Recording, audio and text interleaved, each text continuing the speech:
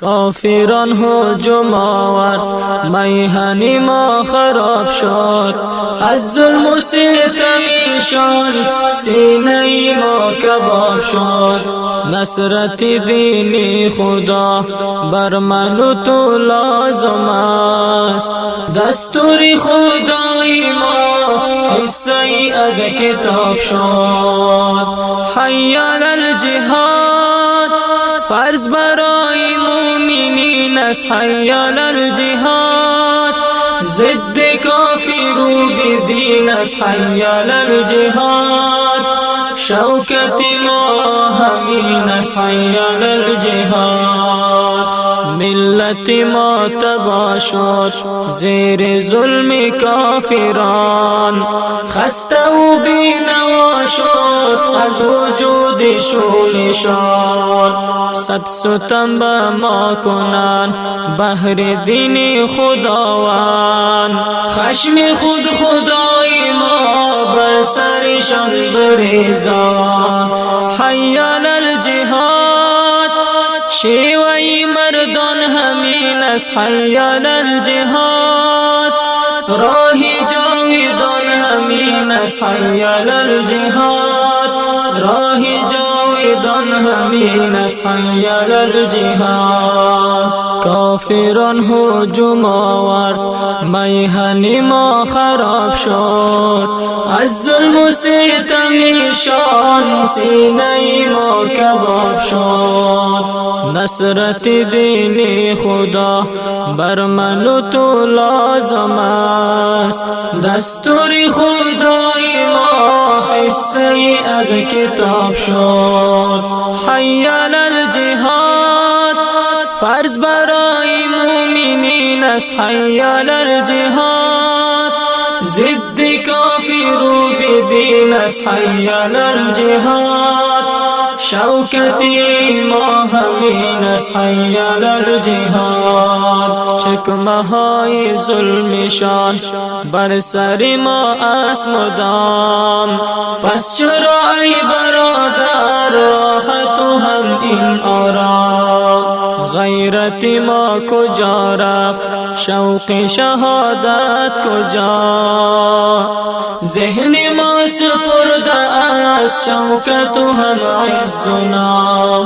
حی علی الجهاد صدق و عزت و یقین است. حی علی الجهاد راه مومنین همین است. حی علی الجهاد ضد کافران همین است. حی علی الجهاد کافران هجوم آورد، میهن ما خراب شد.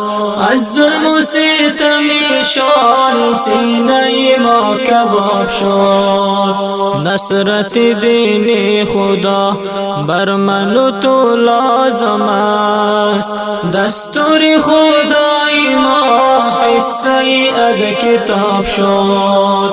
حی علی الجهاد فرض برای مومنین است. حی علی الجهاد ضد کافر و بدین است. حی علی الجهاد شوکت ما همین است. حی علی الجهاد تنها بدین زنان ساکت و آرام چرا؟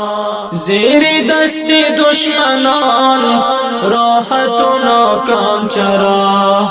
طارق ز خواب غفلت چشم خود بلند نما. بی وجد و بی شهامت این گونه بدنام چرا؟ طارق ز خواب غفلت چشم خود بلند نما.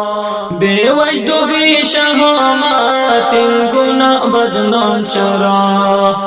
حی علی الجهاد راه شیر دلان همین است. حی علی الجهاد حافظ ایمان همین است. حی علی الجهاد حافظ ایمان همین است حی علی الجهاد. کافران هجوم آورد میهن ما خراب شد، از ظلم و ستمشان سینه ما کباب شد.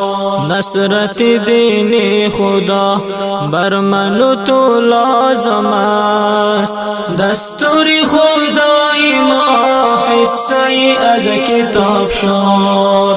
حی علی الجهاد فرض برای مومنین است، حی علی الجهاد ضد کافر و بدین است، حی علی الجهاد شوکت ما همین است، حی علی الجهاد. حی علی الجهاد، حی علی الجهاد.